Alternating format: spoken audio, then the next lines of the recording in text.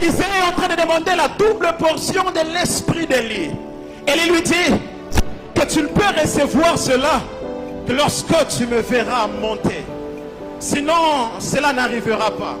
C'est-à-dire la condition pour que Élisée reçoive la double portion de l'onction d'Élie, la condition pour que Élisée reçoive ce qu'il était en train de demander à Élie, était seulement de voir pendant que Élisée sera en train de monter. Mais la réalité, c'est que ça ne sera pas facile. La Bible déclare, pendant qu'Élie était en train de monter, il est monté dans un tourbillon. Il est monté dans un tourbillon. Or, nous savons qu'à chaque fois qu'il y a un tourbillon, la poussière ne manque jamais. Et au-delà de cela, ils étaient dans un lieu désertique. Il y avait beaucoup de sable.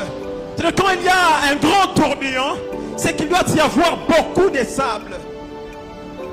Mais Élie demande à Élisée de le voir malgré la tempête, malgré le tourbillon, malgré le sable. C'est-à-dire, pour que Élisée reçoive la double portion, il doit surmonter cette tempête. Il doit surmonter ce tourbillon. La Bible déclare, alors que le tourbillon s'est levé, alors que Élie était en train de monter sur une char de feu, Élisée regarde et dit, mon père, char d'Israël et sa cavalerie. Ce que j'aime, c'est que Élisée ne s'était même pas rendu compte de la poussière étouffante qui était, tant qu'il avait les yeux fixés sur ce qu'il attendait.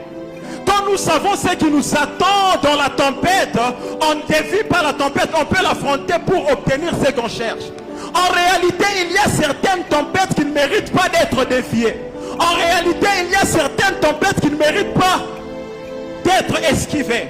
Pourquoi? Parce que l'affrontement de cette tempête détermine la double portion qu'Élisée doit recevoir après cela.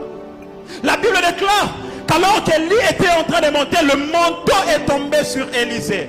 Je pourrais dire à un Élisée, ce soir, pour obtenir certaines choses que tu cherches, tu dois apprendre à affronter le vent. Tu dois apprendre à affronter le tourbillon. Le tourbillon se présente, c'est bien. Mais ce qui est plus important pour moi, c'est ce qui m'attend après le tourbillon. Donne-moi un amen. J'aime ce que je veux te dire.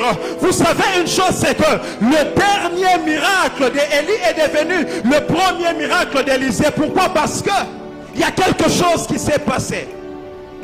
Le dernier miracle d'Élie, c'est qu'il a divisé les eaux en deux. Mais le premier miracle d'Élisée, après avoir obtenu la double portion, le manteau, il a également divisé les eaux du Jourdain.